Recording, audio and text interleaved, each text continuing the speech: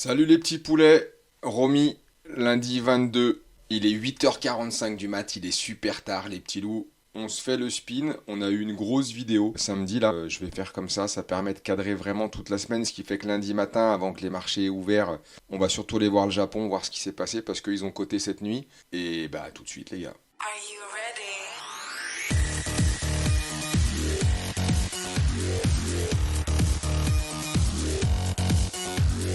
Allez, je fais vite, j'évite de blablater, je vous fais ça le plus rapidement possible. Vous l'aurez pas avant l'ouverture des marchés européens, c'est sûr, vu qu'il est 9h moins le quart. Mais on va faire ça quand même comme il faut. Vous avez devant vous, je vous refais pas tout le sketch hein, hier de la vidéo et tout, c'était plutôt cool, en tout cas moi, ça m'a bien plu de le faire. On est sur le FUT, CFD, pardon. On est sur le CFD, on est sur le Nikkei, donc lui il cote encore, et ça c'est le cash les petits potes. On voit, je l'ai pas bougé exprès, c'était la TH de la semaine dernière. On disait quoi? On disait que bah, la tendance était full haussière. C'était vraiment à racheter le creux ici. Je pensais vraiment qu'il creuserait plus. Donc j'y suis pas allé, j'ai pas eu mon setup. Enfin si, il y avait un setup en vrai, mais il y avait une grosse bougie, pas 50 setup, hein, mais là il y avait il y avait des bougies, pas évident en vrai, parce que les bougies elles sont un peu pétées, ça, c'est un gap à l'ouverture, fallait payer le gap.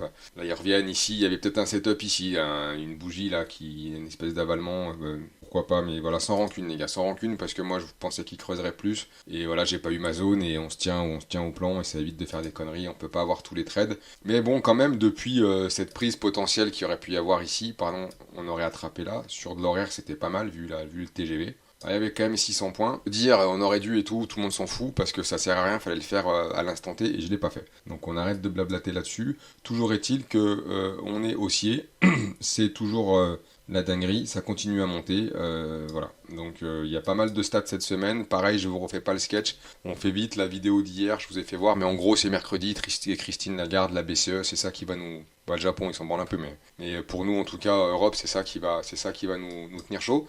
Voilà les gars. Donc un Nikkei toujours en mode véloce. Le chef, il a quitté là sa zone. On y revient, hein, mais je me répète, mais il n'a pas décidé de lâcher l'affaire. Donc pour l'instant, vous voyez, essayer de choper un point haut, c'est compliqué. On est toujours dans cette histoire de tendance qui se relance plusieurs fois et qui va se retourner qu'une seule fois. Là, c'est une extension de Fibo, puisque vu qu'on est au-dessus du soleil, si tu veux, il y a un moment, tu as des retracements de Fibonacci, puis après, tu as des extensions de Fibo. Donc c'est encore un peu loin, on va aller voir ce qui se passe. Voilà pour le Nikkei. Ce qu'il faut retenir, c'est qu'on est lundi matin, vendredi soir, les US ils ont mooné et là on a le Nikkei. L'Asie continue, c'est ce qu'il faut se dire. Pour faire simple, les US ferment la marche vendredi dernier au plus haut, ils font des nouveaux plus hauts. Et ben là, tout ce qu'on peut se dire, c'est qu'au moins au Japon, parce qu'en Chine, on va aller voir que c'est pas le cas, on a les marchés japonais qui ont suivi, les Japonais ont suivi la tendance américaine. La question étant de savoir, vu que nous on va trader les marchés européens, est-ce que nous, à l'Europe, à l'ouverture, là, dans 10 minutes, tout de suite quand je fais la vidéo, est-ce qu'on va continuer ce mouvement? Les probas, a priori, c'est oui, il faut pas chercher un truc compliqué quand ça n'existe pas. C'est tout vert, c'est tout chaud, c'est tout machin, tout le monde monte. Pourquoi? On s'en branle, de toute façon, on le saura dans quelques jours ou pas. Mais dans tous les cas, l'opportunité sera passée. Et nous, ce qu'on veut faire là, c'est savoir ce qu'on va foutre aujourd'hui. Donc concrètement, on a pas mal d'indices qui nous poussent. Si on peut le dire comme ça, à envisager la journée sur des achats. Ça ne veut pas dire qu'après, sur un peu plus long, une vision un peu plus long terme, il n'y ait pas un moment où ça s'arrête, parce que ça s'arrêterait un moment. Mais là, en intra, pur, on va pas se casser on va pas se casser la tête, on va pas aller chercher des points hauts. S'il y a des retracements, on achète. Et moi, je vais les jouer comme ça. Et pour tout vous dire, j'avais un reliquat de position de vendredi. Et ce matin, un peu plus tôt, sur le DAX, j'ai racheté un petit peu. Donc je vous dis ce que je fais, je vous dis pas qu'il faut le faire. Encore une fois, hein, ce que je vous dis là, c'est juste moi ce que je fais, ce que je regarde. Et voilà, j'ai racheté ici sur un petit plus bas. Vous voyez l'ouverture là? C'est l'ouverture du CFD ici. C'est parti en courant. On revient sur une MM50, 15 minutes, ça veut pas à peu près rien dire. En vrai, je l'ai fait parce que j'avais déjà un reliquat qui traînait de vendredi, donc je suis assez confortable en termes de points latents. Du coup, je peux me permettre de remettre une pièce ici pour aller chercher 70, 100 points en supplément sur un coup de calgon dans la journée. Pourquoi pas? Et à partir de là, on verra ce qui se passe. C'est ce que je voulais vous dire. Là, on est sur le... Je vais virer les flèches, elles nous emmerdent. Les traits jaunes que j'ai mis là, ça correspond ici c'est plus haut sur le cash. ce rectangle-là où on voit qu'il y a un espèce de seuil intermédiaire. Et après, j'ai été voir les bandes de Bollinger daily. Là, on est en daily, on est sur le DAX, on est sur le cash. En 4 heures, on voit qu'il y a une conjonction. J'avais mis l'ellipse ici sur un des spins que j'ai fait, je sais plus, peut-être vendredi, je crois, un truc comme ça. On la déplace un peu, mais voilà, on peut avoir une espèce de cible ici.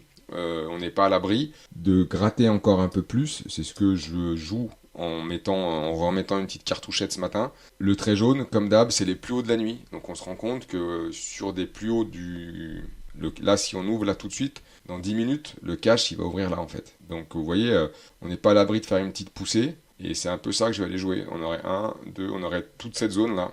Après, plus haut, on verra, on va pas s'affoler, on va pas aller encore une fois s'il continue à pousser comme des sourds partout. Mais on voit que voilà, bon, là il y a une belle mèche, et on voit que tous ces coins, on voit que cette zone, elle a été travaillée, et là on l'a effleurée, on revient dessus.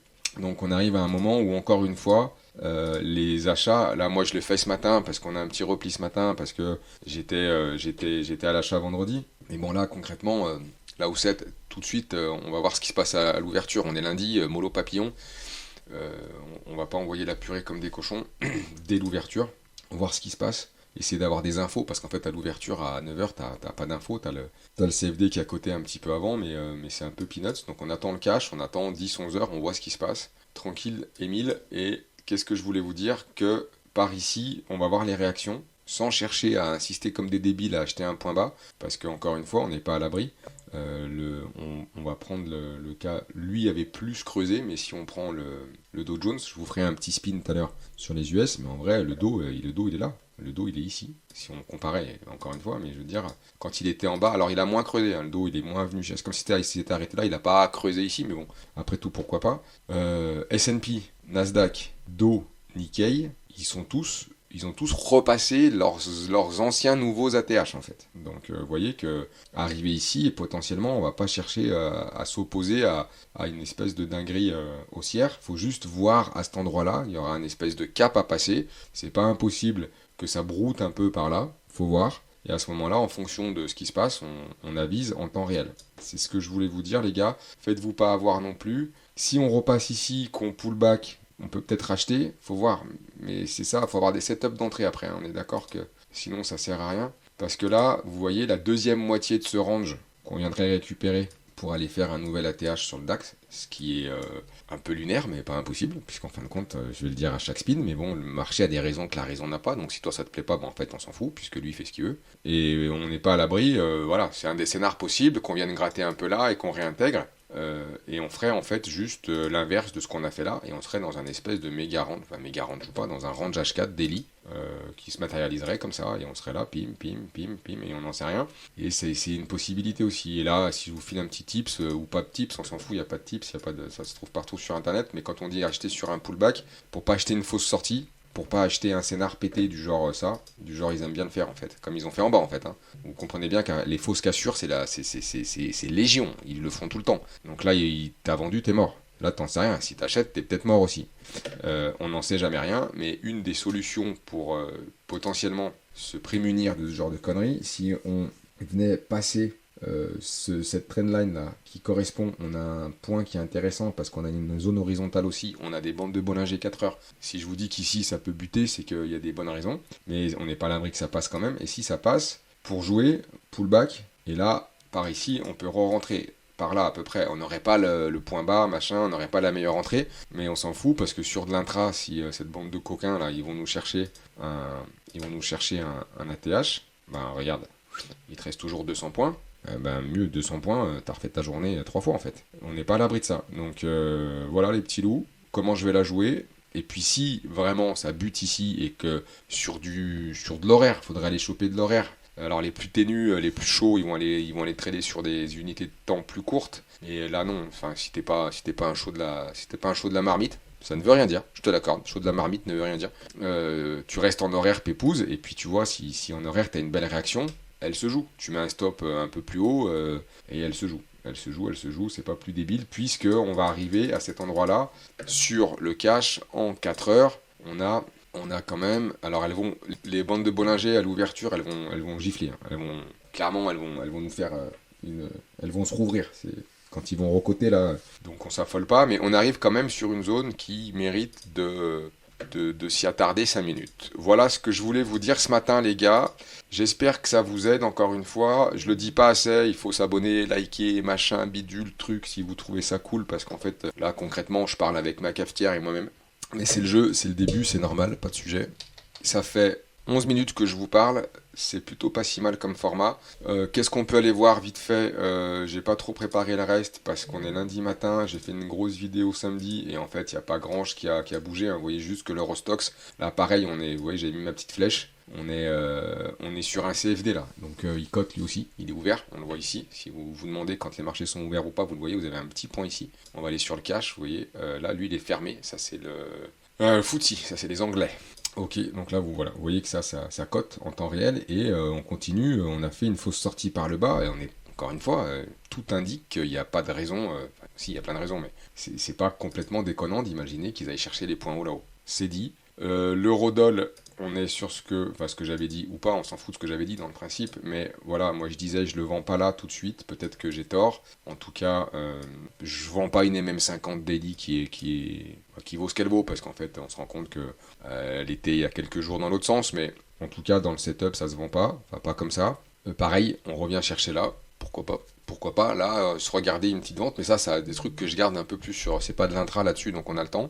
Et les 3 cow-boys, les 3 petits potes, pareil, le VIX, on va attendre qu'il ouvre, et on va voir ce qui se passe, mais bon, a priori, ça se détend, tout le monde monte, si lui continue à descendre, voir les taux, eux, ils sont ouverts, on est en weekly, ils ont tendance, alors là on est repassé en daily, vous voyez, ils se redétendent un peu, tout va dans le sens, là, pour le coup, a priori, on est en weekly, là, qu'est-ce qui se passe en daily? Ça peut changer, on va attendre. Il y a une semaine chargée en stats et tout, mais là, de ce qu'on peut en voir, petit résumé à 9h du mat, ça va ouvrir là. Les US ont clôturé to the moon, clairement. Le Japon, ils sont satellisés, eux aussi. Les indicateurs avancés, enfin en tout cas le VIX, le taux à 10 ans et le dollar index sont plutôt orientés favorablement, on va dire, à la continuation de cette hausse, au moins à court terme. Et voilà, donc moi, ce que je vous dis, vous en faites bien ce que vous voulez, les copains, mais ce truc-là, tout de suite, maintenant, je dis pas que dans quelques jours, on va voir ce qui se passe, mais là, 9h du mat, lundi, tout est vert. Il faut accepter que, les gars, ils ont calé, mais ils sont tous en haut des ranges, les ATH ont été pétés, machin, c'est vert. Voilà les petits loups. 14 minutes, je monte ça, je vais cutter les trucs pour que ce soit plus court. J'espère que ça va pour vous. On se tient au courant, je vous fais un spin US avant l'ouverture des marchés. On s'y tient cette semaine. On va se faire un petit récap aussi le soir, voir comment ça s'est passé. C'est hyper important de refaire le match à la fin de la journée. Tradez bien, soyez prudents. On se voit plus tard.